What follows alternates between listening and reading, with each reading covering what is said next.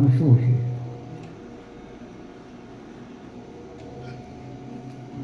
નામ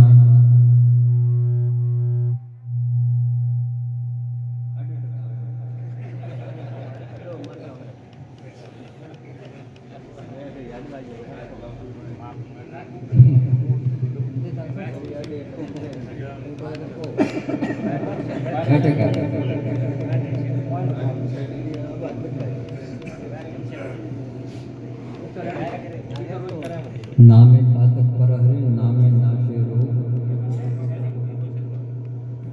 નામ સમો વડ કોઈ ના આવે તપ તૈરથ વ્રત યોગ. વેદોમાં, શાસ્ત્રોમાં, પુરાણોમાં અનેક નામની મહિમા ગાવી અને નામથી નામી મળે. નામ એટલે ભગવાનનું નિરાકાર સ્વરૂપ અને નામમાંથી નામી થાય એ ભગવાનનું સાકાર સ્વરૂપ. આગળ મનુ રાજા શત્રુપા રાણીએ નામનો જપ કર્યો તો ચેતનની માં બ્રહ્મ પરમાત્મા એમને ત્યાં પ્રગટ થયા હતા અને કીધું કે માગો તો કે પ્રભુ આપ મારી ઘરે પુત્ર થઈને આપજો કે આ ભવે તો થાય નહીં, પણ તમે બીજા જન્મ અવતરો તો હું તમારા ગ્રસ્તાશ્રમમાં જન્મ. એ મને મનુ રાજા મહારાજા દશરથ બન્યા અને માતા શત્રુપા એ કૌશલ્યા બને જે નિર્ગુણ બ્રહ્મ હતો એ સાકાર સ્વરૂપે પરમાત્મા ભગવાન રામચંદ્રજી જન્મ્યા. જે આગળ ભક્તોનું કામ કર્યું, ઋષિ મુનિઓનું કામ કર્યું, જગતનો ઉદ્ધાર કર્યો તો એ નામે. નરસિંહ મહેતા પર એક નામનો જ આધાર હતો. વિદુરને શૂલબાપા નામનો જ આધાર હતો. એક નામનો જપ કરતા હતા. જ્યારે પાંડવો અને કૌરવો વચ્ચે રસાકસી ચાલતી હતી, બે પિતરાઈ ભાઈ હતા, રાજા રજવાડા હારું પોત પછી ગામડા હારું રકઝક ચાલતી હતી. એમાં ધૃતરાષ્ટ્ર પુત્ર દુર્યોધન માનતો નહોતો.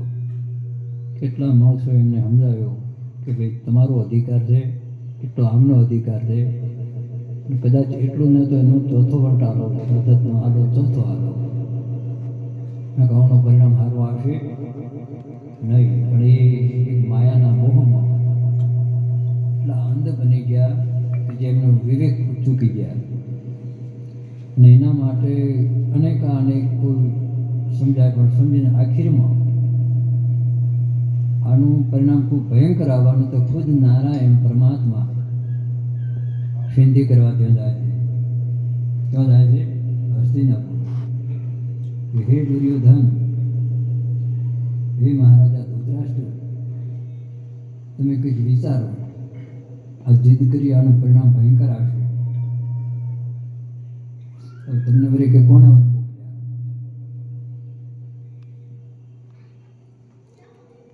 અચ્છલો ચિત્તવાયો પકા, બાકી પછી કંઈ હાથમાં બાજી રહી છે નહીં. તો એમણે કીધું કે કમસે કમ વધારે નહીં તો પોત ગામડો હાલો તો કે નાની મળે, પોત ના તો એક હાલો તો કે નાની મળે. છેલ્લે દુર્યોધન બોલે કે હા હોય નહીં, અણી ઠેરે એટલું નથી મળવાનું, જો તમારે થાય કરી નાખજો. એ સિદ્ધિ કરવા આવ્યા તો દુર્યોધને હજારો પ્રકારના વ્યંજન બનાવ્યા હતા કે આજે મથુરાથી, હવે દ્વારિકાથી કૃષ્ણ ભગવાન સિદ્ધિ કરવા આવે છે. ભગવાન મારો વૈભવ દેખીને મારે ત્યાં ઉતારો કરશે.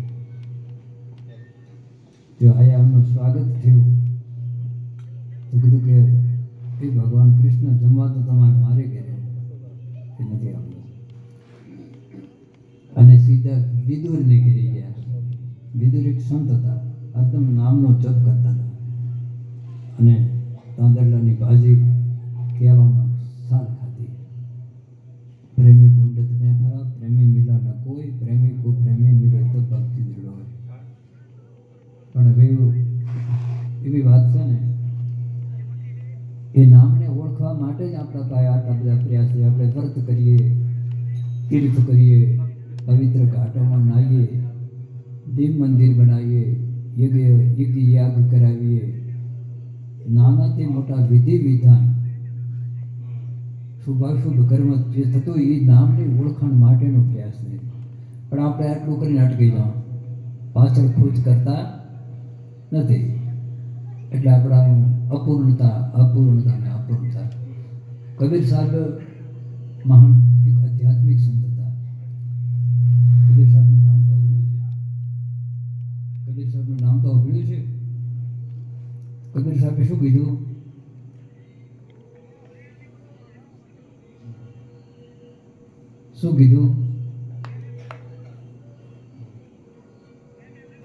કે સાચ કહું તો જગ રૂઠે, હાચું કહું ને તો આ જગત રૂઠે, અને જૂઠું કહું તો રૂઠે રામ.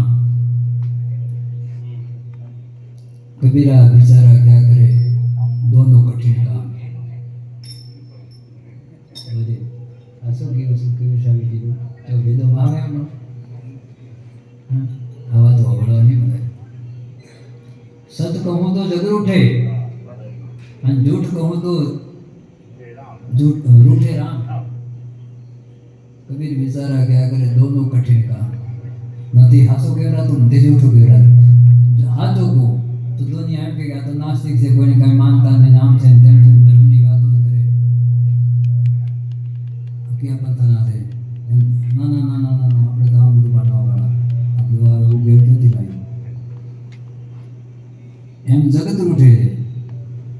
અને જો હાચું ન કહીએ તો મોય બેઠું જે આત્મારામ એ ધક્કા મારે છે કે તને કેવળ જ્ઞાન મળ્યું છે, કે આ દિશા દેખી છે, તને નામની ઓળખાણ થઈ, તો આ જગતથી છુપાવે છે. આટલા જીવોમાં કદાચ એક જીવ જાગી જાય તો એનો બેડો પાર થઈ જાય. તો એ મોય બેઠો ધક્કા મારે કે કેમ હજી સાચી વાત નથી કરતા. એટલે હાચ કહું તો જગ રૂઠે, જૂઠ કહું તો રૂઠે રામ. કબીર બેચારા ક્યાં કરે દોનો કઠિન કામ. એટલે જે છે આ વિધિ વિધાન એ આખીરમાં ભગવાનની ઓળખ માટેના સાધન છે.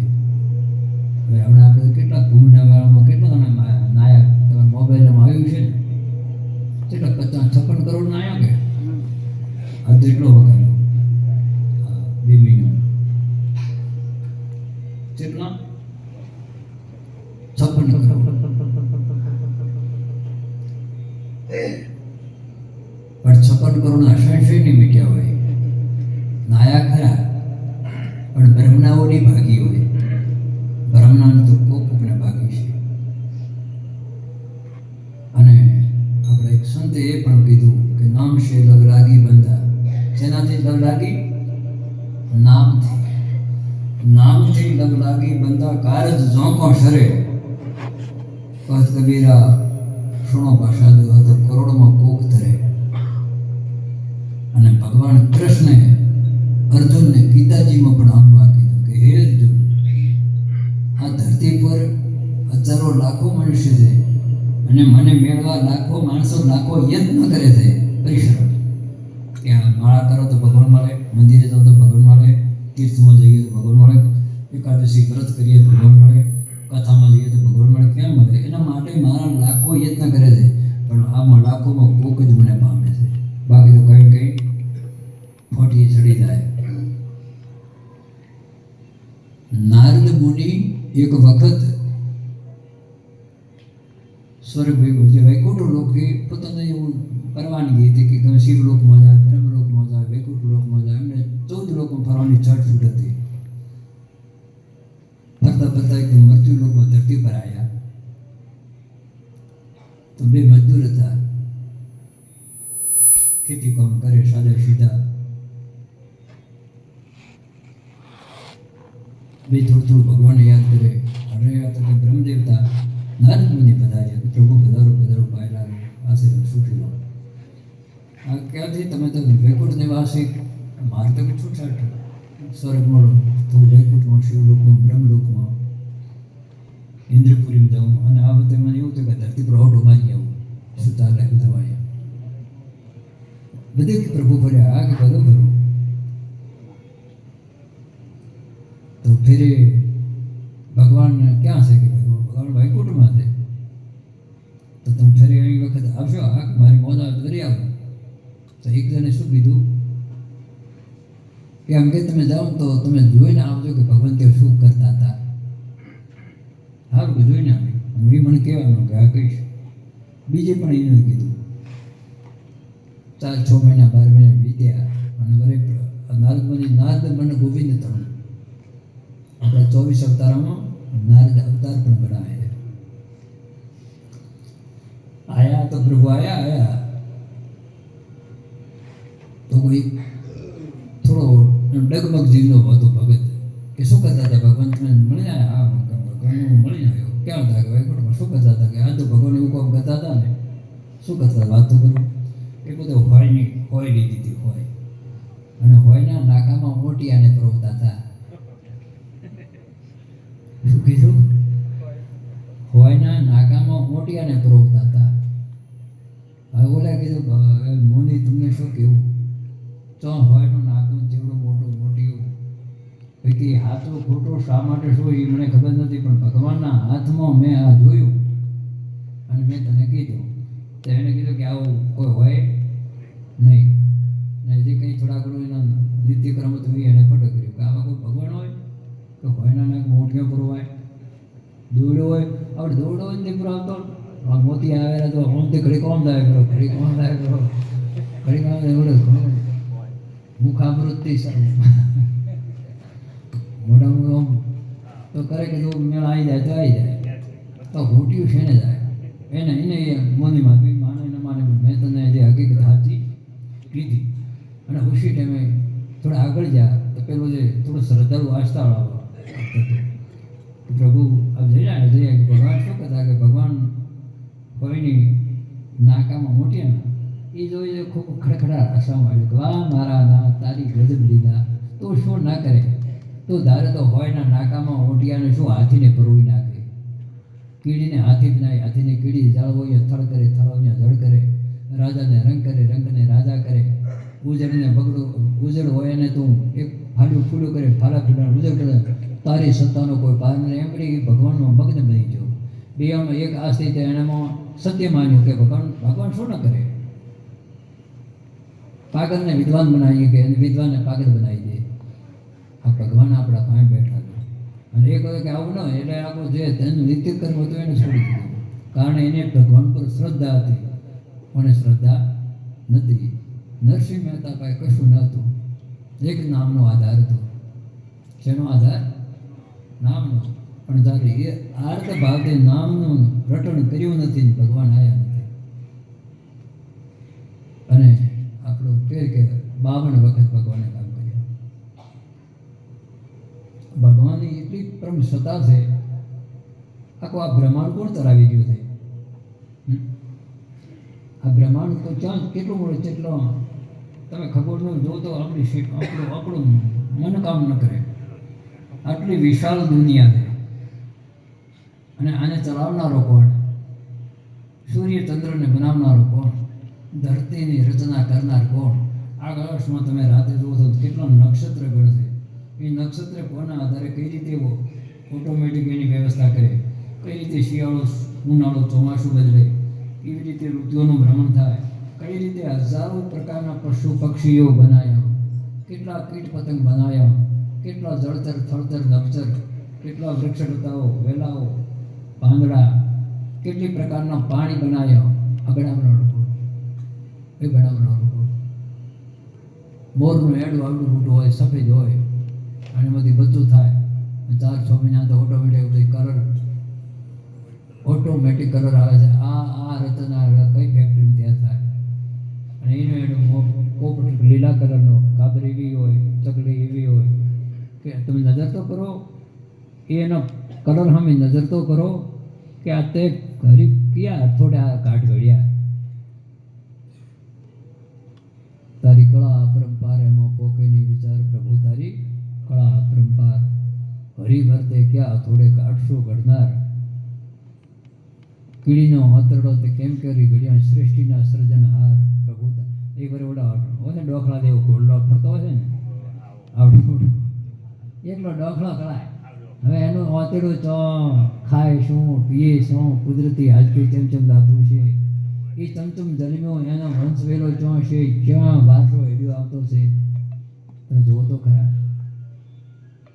કેટલી પ્રકારની ચોમાસામાં જીવ અલગ શિયાળામાં જીવ અલગ આ તમે એંડોમાં જો જીરા માટે અલગ રાયડા માટે અલગ કેટલી પ્રકારની કીડીયા કેટલા મકોડાને વરે ઓંખ પેલી પોંખણ જુઓ તો ખરી આ બનાવનારો કોણ આના માટે આપણે કોઈ દી ધ્યાન આલ્યું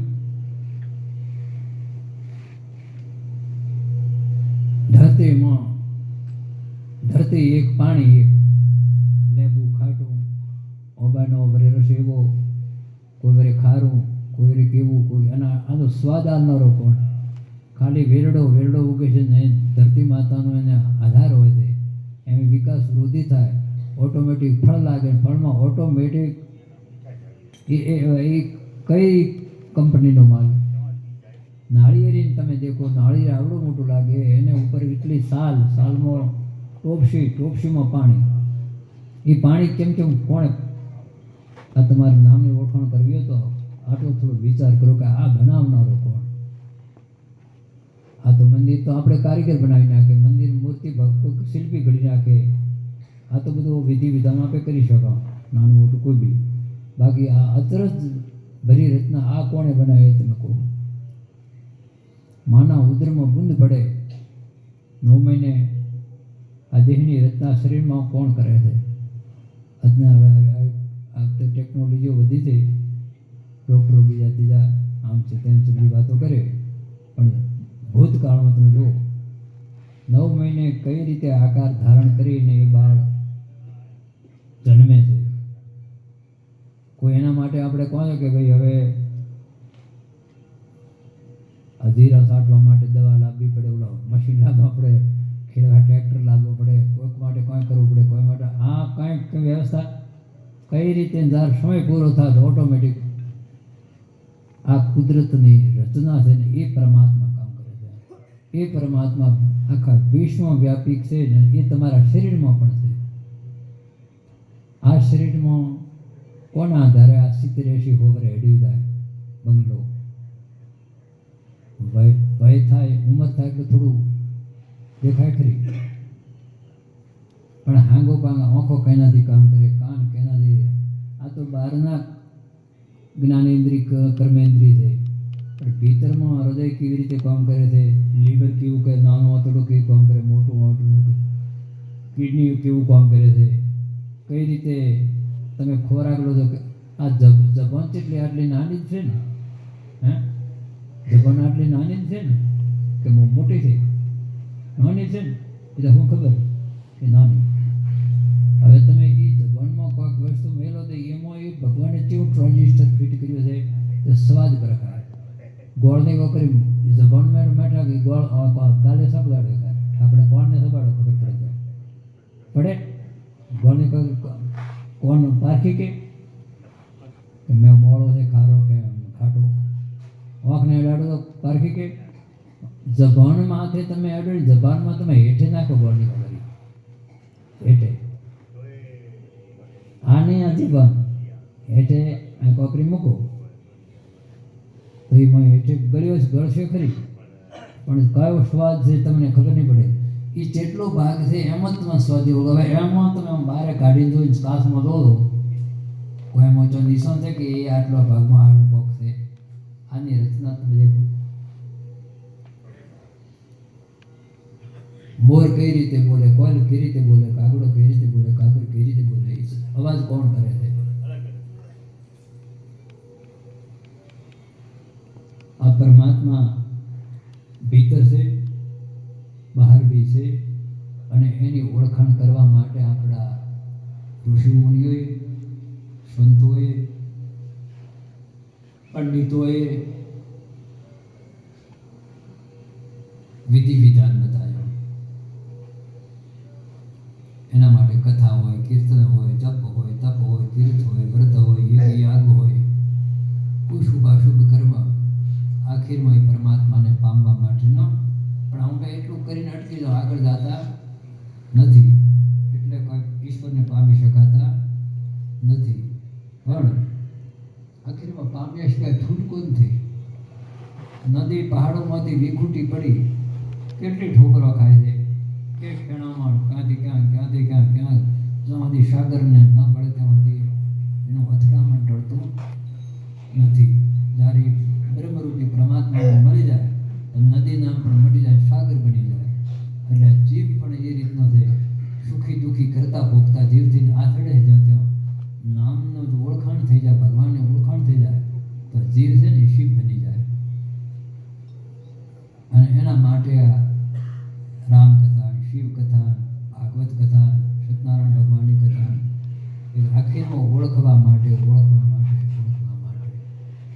પણ કદાચ ન ઓળખાય તો વાંધો નથી, થોડું સત્કર્મ તો કરતા રહેવું. તન સે સેવા કીજીએ, મન સે કરો વિચાર, ધન સે એ સંસારમાં કીજીએ પરોપકાર. આ શરીર મળ્યું છે સેવા કરવા માટે, ભગવાનનું ભજન કરવા માટે, સત્કાર્ય માટે. કાન દીધા છે ભગવાનનું કથા કીર્તન ભજન સત્સંગ સાંભળવા માટે, આંખ દીધા છે હરિદર્શન કરવા માટે, મન દીધું છે જીવ માત્રનું સારું સોચવા માટે, હાથ દીધા કંઈક સત્કર્મ, પગ દીધા હરિચરણમાં જવા માટે. પણ માતાજી કાંઈ ન કરો ને તો આ શરીર કોઈ કામમાં આવવાનું નથી. એટલે કોક પાસેથી આપણે લાખ રૂપિયા વ્યાજે લીધા હોય કે મને 1-2 લાખ રૂપિયા વ્યાજે આપો, ના લે. જે વ્યવહાર હોય 1%-2% એનું વ્યાજ એમ તો કોઈ બાપા લે હોરા કમાવાના 1%-2% વ્યાજ હોય, હા લેજો, વ્યાજ ભરતા રહેજો, બચતા રહેજો. અને માણસ વ્યાજ ભરતો રહે તો સુધી એને આમાં ધણીને કોઈ ચિંતા રહે નહીં કે ભાઈ આપણે મૂડી નામ જ છે, વ્યાજ આવી જાય છે. પણ કદાચ વ્યાજે લીધાનું આળસ કરીને વ્યાજ ન ભરાય તો મહિનો જાય, 2 મહિના, 4 મહિના, 6 મહિના પછી ઓલો કહેશે ભાઈ કે તમે મૂડીની વાત શું વ્યાજ નથી ભરતા, શું ધાર્યું છે? હાલ ઉધાર ના કહું, હું વ્યાજ ધીરજ નહીં રાખું, હું ચક્રવર્તી વ્યાજ ચાલુ કરું છું. 6 મહિના, 8 મહિના, 12 મહિના થયા તો વ્યાજની ગણતરી, એ વ્યાજની ગણતરીમાં મૂડી નાખીને તમારો આગળનું વ્યાજ ચાલુ કરીશ તો 5-10 વર્ષે એટલું થઈ જાય કરજ કે નીકળવું મુશ્કેલ થઈ જાય. એમ આપણે આ જીવ રાધાએ પરમાત્માના પાયેથી જેમ વ્યાજે લીધા ને એમ આ શરીર માગી લીધું કે પ્રભુ મને એક વખત ધરતી પર મનુષ્ય તારું મેળ અને હું હરમેશ તારું ભજન કરી, તારી ઓળખાણ કરી, આ જગતને મંગલ બનાવી અને હું તારા શરણમાં આવીશ. કોઈ આડી વળી માથામણમાં હું નહીં પડું. આ ક્ષણભંગુર દેહ શરીરનો ત્યાગ કરી સંસારનો અને તારું ભજન કરીને અહીં આવીને બધું ભૂલી ગયા, હું ને મારામાં ફસાઈ ગયા. તો આ ભગવાન કહે છે કે તે આ વ્યાજે લીધું, એ વ્યાજ પેલું જે વ્યાજે લાયા ને આ તો નક્કી તને મનુષ્ય દેહ મળ્યો, પણ અહીં આવે કોઈ દેવ દર્શન કરીએ, હરિ ભજન કરીએ, પવિત્ર ઘાટોમાં નાહીએ, ગૌ માતાની પશુ પક્ષીની સેવા કરીએ, જે બને 1-2 કલાક ઈશ્વરનું નામ લઈએ, કોઈ સારા તીર્થમાં નાહીએ, સારો સત્સંગમાં ભળીએ તો આ વ્યાજ ચૂકવાય છે. શું ચૂકવાય છે? વ્યાજ. કે ભાઈ આપણે 10મો ભાગ સત્કાર્યમાં ગૌ માતામાં વાપરો, કૂતરા અંકી ભારેમાં વાપરો, શરીરથી થોડી સેવા કરીએ, મનથી હોવાનું. આટલો સત્કર્મ જે પરિવારમાં કે સમાજમાં ઘેરી થતો હોય ને તો ભગવાન કહે છે કે હજી ભલે મૂડી તો જે અપાય છે, કોલ કરેલો છે બરાબર છે, પણ આપણે જે એનું વ્યાજ આવ્યા વાંધો નથી. પણ આપણે એ પણ કરતા ન હમ ધર્મની ભક્તિ કરતા, સાધુ બ્રાહ્મણની ભક્તિ, આ તો નાસ્તિક ભાઈ આમ છે તેમ છે ખોટી ખરી વાતો કરતા હોય તો સમજો કે આ કરાર કરીને આ વ્યાજ તમે બંધ કર્યું, એ કરે છે જો એટલું ચડી ગયું તો એના માટે હેમાનંદ મહારાજે ટૂંકું ટચ વાત કરી. જીવ મક્ષર માથે કણ ચકોરા દઈ રહ્યો કે કોઈને નહીં ચાલે દોર નિર્ભય તું કેમ થયો, દારૂ દેવતા જેવો સંબંધ તેનો તન તારું, સપનું આવે ને હાલ બીજાએ કયું મન મારું, ઓહે પકડશે કાળ કંઠે કરી ઢૂંઢશે જમ દેશી મગદળ માર રાજા ધર્મ હું છે. પછી સન્મુખ રાખીને શમ લેખો તને પૂછે, હિસાબ લાવો. આ તમે મૂડી લઈ ગયા હતા, વ્યાજનો વાદો કર્યો તો, વ્યાજે નથી ભર્યો, લાવો લાવો. તો કે ભાઈ આમ તો થઈ ગયું કે નહીં, તો નહીં ચાલે. એ પોહે પકડશે કાળ, કંઠે કરી ઠોકશે, જમદેશી મગદળ માર, રાજા ધર્મને ઠોંકશે. સન્મુખ રાખી શ્યામ લેખો તને પૂછે, તારે સર્વેશો ભરશે વાત અંતરમાં પહોંચે. ઓહો, પછી પસ્તાવો. પાણી પેલી બંધાવો, પાળ પછી વાત ના થાય. પાણી આવે પછી પાળ બંધાય. એટલે એના માટે આ મનુષ્ય જીવન કોઈ વાર મળવાનું નથી. ચાહે ઇસ્લામ હોય, ચાહે હિન્દુ હોય, ચાહે પારસી હોય, ક્રિશ્ચન હોય,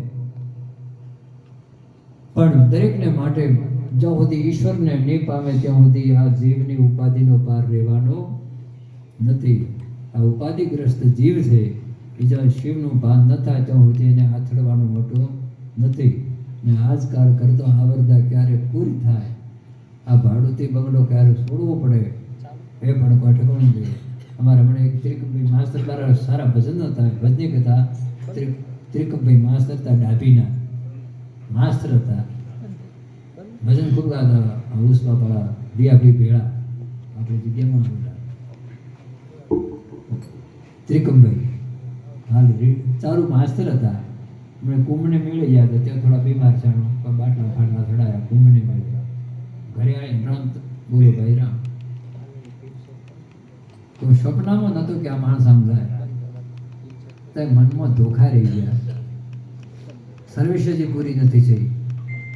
આ થરાદમાં નોકરી કરતા હતા માસ્ટરને ખબર છે કદાચ, હે? હા, 2 વાર બાકી હતા, રિટાયરમેન્ટ નહોતા થયા. એ કહેવાનો અર્થ કે ક્યારે આવશે તમે એમ ન કરતા હોય તો આપણું શરીર કમ્પ્લીટ છે, આપણે આમ થશે. આ કાલે હું બહારથી આવતો હતો, બરોબરના પાટીએ એવું ભયંકર અકસ્માત થયો. 2 જોત જુવાન એવન જોડે જોડે ઉતા હતા કાલે.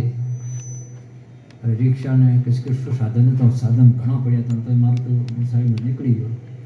એને માથે કપડું નહોતું વાર્યું, મને નજર પડી કે એ કેવા મનના મનસુબારી નીકળ્યા છે, કેવા મનના એના આજાની મનની મનમાં રહી ગઈ. 25 વર્ષના 2 જોડે જોડે આપણા જેવા હુવાડ્યા, માથે કપડું નહોતું. પેલા પુલ પાસે આવે ત્યારે મને એ અંબુર સ્વામી મળી. એટલે મેં વિચાર્યું કે ક્યારેક એ નિયંતાનો તેડો આવે એ કોઈ નક્કી નથી. આપણે કાં વડે સ્વસ્થ થાય, સારું છે, આપણી ઘણી ઉંમર નથી, આપણે માઠા મારવાના, પણ આ ક્યારે આવે છે એ કોઈ નક્કી નથી. એટલે એના માટે જેમ બધી આપણે મુસાફરીમાં જો તૈયારી કરીએ એમ મોત માટે પણ તૈયારી હોય. ભજવાના એટલા ભજી લેવા, સત્કર્મ દાન પુણ્ય ધર્મ કરવું એટલું કરી લેવું. આ ક્યારે હાથમાંથી છૂટી જાય છે ને તો આપણું મેળવેલું આપણે વાપરી નહીં શકો. એટલે હાથ છૂટવા મેળવા.